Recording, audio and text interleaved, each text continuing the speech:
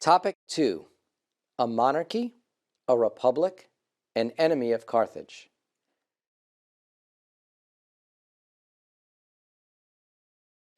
So in the last topic, we mentioned this pre-Roman culture, the Etruscan culture, which gets its name from Etruria, which, now you may have seen in museums some artwork, some vases. You may say, gee, that's kind of primitive. Well, it's pretty advanced given where it was, but it's primitive relative to what's going to come following in Greco-Roman art and architecture, certainly. But the Etruscans knew how to build roads, and without those roads, nothing would have happened in Rome.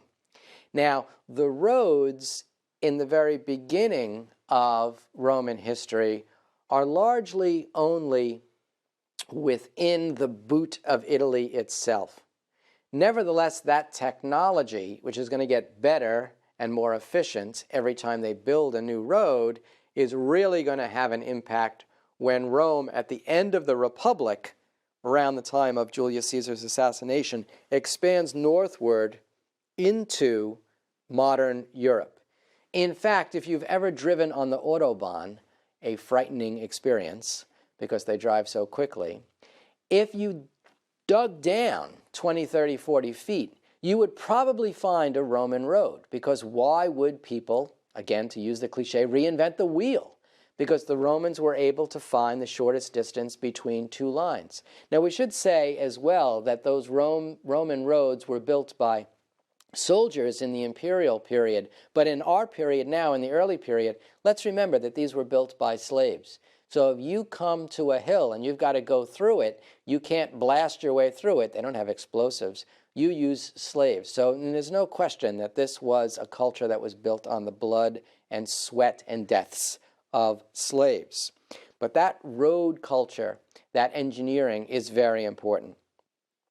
The Etruscans also gave the organization of their society to the Romans. And the Etruscans, from what we know, and we've got some pretty good resources there, had a clan structure. And we believe that there was a king of Etruria, but he wasn't a monarch in any pure sense, that he was more a first among equals. And even though we're going to use the word monarchy next, we're using that for convenience. That it was more an example of maybe 5, 7, 10 clans, each clan being an extended family. Within each clan, there would be a first among equals. It might be first by birth. It might be that everybody just realizes this is the most talented and or charismatic person. And so each clan would have a leader, and then the clans would come together, and once again, people would recognize the person who was the most charismatic, the most able, and if there wasn't, surely there would be fights, physical fights over that, but that leader of the clans probably couldn't take action unless he had the assent of all, or at least most, of the other clan leaders, a first among equals. And this is a model that will resonate throughout history. Even at the height of medieval France, the king who controls Paris is not much more than the first among equals and can't do much without the cooperation of others.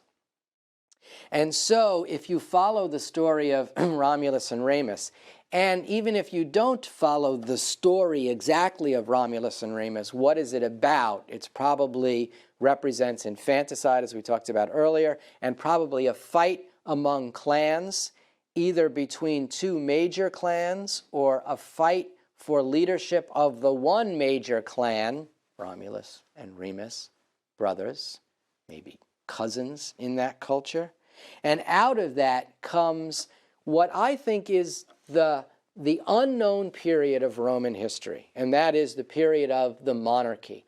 Rome had kings, most people would ask. Yes, for about 250 years. 250 years is longer than the United States has been around as a country, to give you some perspective. And yet the monarchy did not, if Romulus was the first king, the monarchy did not simply throw away the system of the Etruscans. They adopted the clan structure, and the Roman king had something called a comitia curiata. Do you hear the word curia there? Court. This was the formal taking of advice among his equals. And the king was not hereditary. So obviously when the king died, he would have named an heir, or the others came around and decided who would be best next. And a particular role is played by these priest advisors. His title was a haruspex. And his job was to take the auspices, to look at the flights of birds or entrails. When we talk about religion and mythology, we'll look more specifically at that. And so what you have is something like a theocracy. And this was common throughout the ancient world. If you look at Egypt, the pharaoh is literally divine. He's the son of Ra or Re or Amon-Re. The sun king, S-U-N, so the pharaoh is the son, S-O-N, of the sun, S-U-N. If you looked in ancient Mesopotamia, Ahura Mazda is the chief god, and he favors a leader. And so the role of the closest advisors are the people who can tell you this is what the gods want you to do. And there are 7 kings. There's Romulus, then there's 5 more, and then there's Tarquin the Proud. And their symbol is something called a fasces. Obviously you hear fascism, don't you? And its meaning and usage are quite controversial because, after all, you can find first let's talk about what it is. It's a bundle of rods with an axe head in it. The axe head doesn't always appear in art, but the notion was a bundle of rods with an axe head in it. The rods are bound together. So it's a symbol of power, but it's a symbol of power withheld. It's a symbol of power that you hold back. So if the king walks in to a court preceded by a bundle of rods with an axe head in it, you're going to think twice before you're going to go against him, aren't you? And you're going to find that symbol throughout American symbolism, including on the armrests of Abraham Lincoln at the Lincoln Memorial. So before we go crazy and say it's only fascism, of course you think of Mussolini and fascism, but it's there as well. So it's a symbol of restrained power. So it really kind of becomes a symbol of the president as commander-in-chief. He holds this authority, but he's not unleashing it in the way that Mussolini and the fascists did. And we think this monarchy really was led by the uppers, the aristocrats. Maybe 90% of the population was out of the loop of power. They did not make decisions. But the 10% wanted to be consulted. In fact, Tarquin the Proud, we usually use the word proud in a good way, don't we? I'm proud of myself. I worked hard and I got an A in that class. Superbus in Latin does not mean proud in a good way. It means arrogant. And Tarquinius Superbus finds himself tossed as king when he decides, I don't have to listen to anyone else. Even if they're only the 10% of the population, I don't have to listen to the haruspex, the priest advisor. I'm going to dismiss the comitia curiata. I'm not a first among equal, I'm just first. That didn't last very long. And Tarquin the Proud gets overthrown. And, interestingly enough, 500 years later, when Brutus, Cassius, and Cato are saying Julius Caesar is not respecting the power of the Senate, they make a link between Tarquin the Proud and Julius Caesar, in the same way that the American revolutionaries don't want to talk about George III, so they talk about Julius Caesar and overthrowing Caesar. The American revolutionaries wanted a republic, not an empire. A republic indeed we now have for 500 years once Tarquin the Arrogant is overthrown. And that republic runs from about 509 BCE to 44 or 31, depending on how you wish to count. And because you have a republic, what you need to have are laws that are written down. We move from customs, this is how we do it, to actually writing the laws down. And we have something called the Law of 12 Tables, which dates to 450, 449. There's some controversy, but that's pretty good for something that's 2,500 years ago, isn't it? And the laws of the 12 tables, or sometimes the laws of the 12 tablets, you should put in your head like Hammurabi's Code or even Moses' 10 Commandments. That is, they are categories. Now, the 10 Commandments are literally one sentence each, but the 12 tables were more than that. But each was a category. Law about property, law about civil crimes, law about criminal crimes, criminal actions, law about marriage. And they were read out usually once a year in the same way that if you've ever seen a stele or that column of Hammurabi's Code, just like Moses reads out the Ten Commandments because the population is illiterate. So once a year or once a month you have to read this stuff out to remind people about it. And the laws of the 12 tables were an attempt to take custom and make it law and provide a society that is not beholden to the will and the whim of a monarch, but that even the republic itself, the leaders, no man is above the law. You've heard that expression, right? Nevertheless, the Senate in the early part of the republic is in the hands of the elites, is in the hands of the powerful, and they are known as the optimates. Optimum is the word you should think of. The best, the top. Well, the top is not necessarily always the best, but certainly if you're one of them, if you are one of the patricians, the paters, the fathers, you certainly think you're the best, aren't you? But nevertheless, you want to bring people along below you. And so we have a lot of these patron-client relationships between the patricians, or the optimates, and the plebeians. Someone who is in his first year at the U.S. Military Academy at West Point is called a plebe. The next word for that will be the proletariat. Marx will call them the proletariat. If you've read George Orwell's 1984, it gets shortened into the proles, the everyday people. And how did those everyday people get ahead? You know, it's not what you know, it's who you know. And so we have lots of these patron-client relationships. And the Senate and the society were under something called a consul. And the Senate chose 2 consuls per year. And they were administrative or military leaders. You know, in a time of war, you don't want to debate war. You want to send somebody out to fight the war. And so basically what they would do is they would choose one consul who was good at internal affairs, just his natural inclination, and one consul who was good at diplomacy and military affairs, his natural skills. And they would call the Senate into session, and then the Senate would make decisions. The real powers of the Senate are in the power of the purse and the power in foreign policy. That is, whether to go to war or not, but then they would send a consul to actually fight the war, and then the consul in the field would make his own decisions based on circumstances. But at the same time that you have this Senate of about 300 members, who, by the way, were appointed or elected among themselves for life, you also have this rising economic and political power of the working class. These are our populares, or our plebeians, or our proletariats, as I said a moment ago. Now, I tell my students who are about college age that they will begin to vote more when they begin to get older and pay more taxes. I tell them that there's an important moment in their life, and the important moment in their life is when they get their first paycheck. So they were told in their job that they were going to get paid $8 an hour. They worked 20 hours. That should work out to $160, shouldn't it? But that's not what they get, and they're introduced to a person called FICA, as I put it. And for the first time in their lives, they look on their pay stub and they say, "Who's FICA?" And they pay taxes. And the more you pay taxes, the more involved you will get in government, particularly when you get married and have children and your property taxes are going to your local school and you're sending your kids to the local school. This is what's going on. The plebeians, the working class, are running the economy, living the economy, but they don't have economic power, but they don't have political power.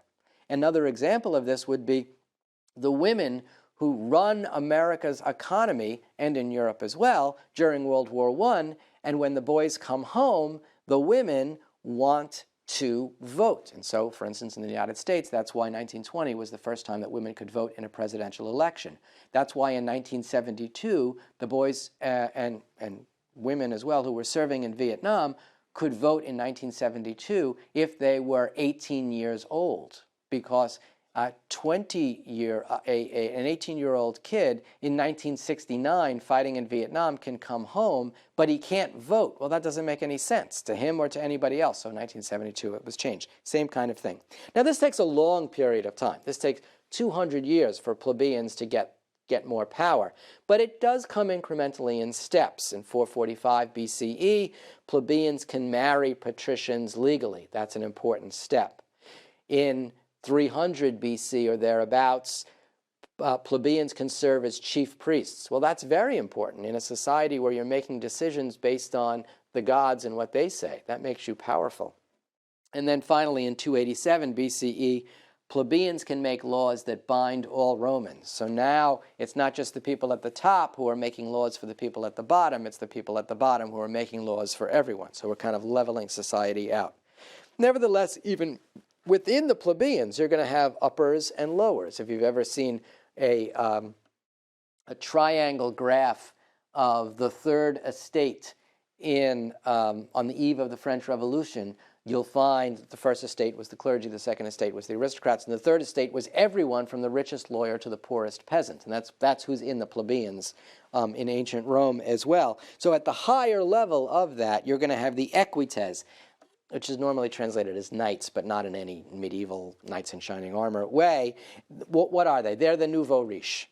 They're the rising bourgeoisie, to use modern words and read them back in time.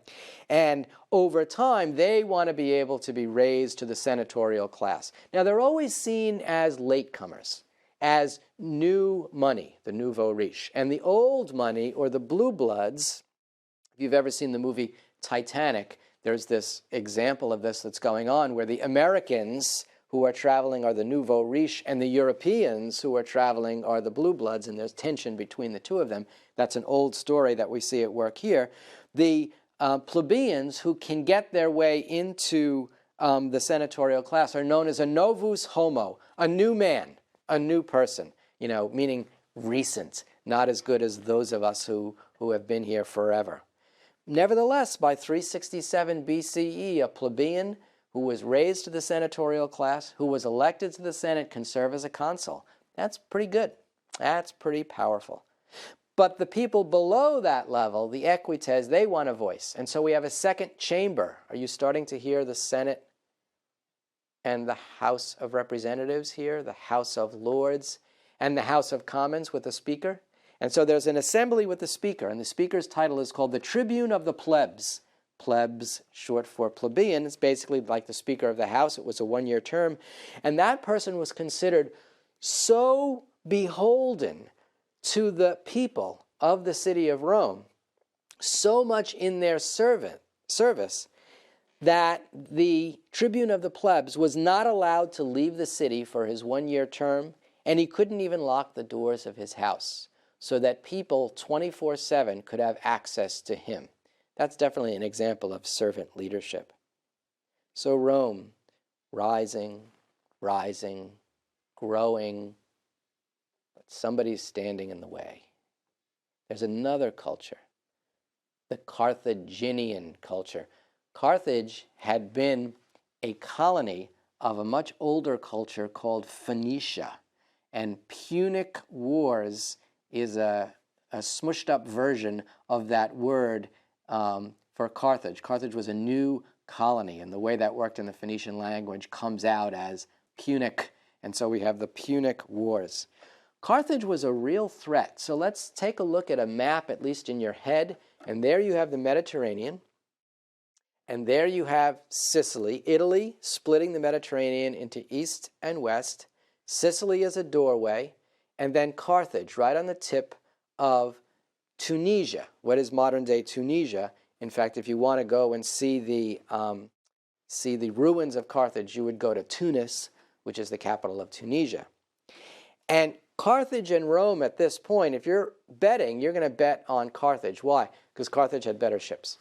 And if I'm going to fight a war, I'm going to start to fight the war on land. So the war between Rome and Carthage cannot be overemphasized, because if Carthage had won, I'm standing here right now giving a course on Carthaginian civilization, not on Roman civilization. It would be a very different story, wouldn't it? There are two big boys in town, and there can only be one. And they're really close to each other. In fact, they're only 3 days' sail away, in those days using that technology, from the tip of North Africa, where Carthage is, to the city of Rome. Rome and Carthage were in an economic struggle for control of the Mediterranean. Naval technology is on the side of the Carthaginians, geographic location is critical because they are both about in the middle of the Mediterranean. Carthage is on the southern portion, while Rome is not on the northernmost portion. It's further up, and so they are going to duke it out for control. In fact, they're going to fight 3 wars. The First Punic War, which runs from 261 to 241 BCE. The second, which is only a hiatus of 20 years between 221 and 202 BCE. And then there's a longer hiatus of 50 years, and it's the final death blow, the death battle, 149 to 146 BCE. Between the second and the third, the threat of Carthage is still so strong that a very famous speaker named Cato the Elder, speaking to the Senate in the 150s, ended every speech, signed every letter with a slogan. We have slogans in American history. Remember the Alamo, or remember the Maine, or December 7th, 1941, a date that will live in infamy. For Cato the Elder, it was Carthago delenda est. Carthage must be destroyed. It's how he ended. It's like saying, God bless America, at the end of every speech. In fact, he gives one speech where he hides some beautiful figs in his toga. And he's giving a speech in the Senate, and he puts his hand in his toga, and he jostles them, and the figs fall to the ground. And he says, look at this rich fruit. This rich fruit came from Carthage, but 3 days' sail away. And he had 2 meanings there. One was, the danger is that close. But the other is, those figs are there, and they're ripe for the taking. And if we win, look at what we win. And so the Roman Republic is obsessed with Carthage for about 150 years. So it's kind of like hot wars for 20 years or so, punctuating long periods of a colder war. But it's what everybody talks about for about 150 years. If you will, it's about what everyone talks about from the time of America's Civil War until today, roughly 150 years. Rome fights with citizen soldiers. Some of you may have read Stephen Ambrose's book called Citizen Soldiers. Stephen Ambrose teamed up with Tom Hanks and Steven Spielberg, and Citizen Soldiers became a very famous series called Band of Brothers, a phrase that is itself taken from Shakespeare's Henry V, for he today who sheds his blood with me shall be my brother. He's talking about in the St. Crispin's Day speech about the Battle of Agincourt in 1415 CE. And the notion was, for those of you who have been to the World War II Memorial in Washington, D.C., everyone's eyes always go to the fountain and those big towers around it. But for me, the story is told walking down from the Washington Monument, and on the right and on the left, there are these low friezes that tell the story of the everyday American hearing about the war in civilian clothes, and they were working in fields, so you see them on, trucks and things like that, and then they're inducted into the army, and then they're on jeeps, and it shows the transformation of a home-based economy to a war-based economy. And that's the story that Stephen Ambrose tells. It's the butcher, the baker, the candlestick maker. If you saw Saving Private Ryan, Tom Hanks, who's the captain who's sent to go save Private Ryan, is a math teacher, right? He's a high school math teacher, right? So that's the story. It's not until later, when we get to the Empire, that we're going to have professional soldiers who sign up for 20 years and get a pension. And that's an innovation that we're going to talk about as we go forward in this course. So Rome's citizen soldiers become a model for America's World War II greatest generation. So in the First Punic War, Rome wins. The First Punic War is fought over Sicily, and Rome wins. And that's really, really important, because now Sicily can be used as a base, just 1 day's sail, not 3 days' sail. The Second Punic War is when Hannibal invades with the elephants. Now Hannibal knows that everybody in Rome is looking south. So what he does is he takes these war elephants and he goes around North Africa, up over the Alps. It's pretty good, huh? Going over the Pyrenees to go from Spain to Central Europe, and then over the Alps to come south from modern-day France into Italy, and he gets within about 30 miles, and he's repulsed, and he comes around, and he actually attacks finally from the south. And he's on the Italian peninsula for 15 years, and he does significant damage, but he can never give the death blow. And so a general, the Romans say, you know what, we need to get rid of Hannibal. We'll send a general to Carthage. He stirs up trouble. Hannibal's got to go back to Carthage and finish up there. And then finally, the Third Punic War ends, where supposedly the Romans salt the fields, but it doesn't show up in the sources, and it doesn't make any sense. If you fought for the fertile fields to feed your population, why would you salt them? Either it wasn't done at all, or it was done in a very small area to say, this is what happens when you fight Rome.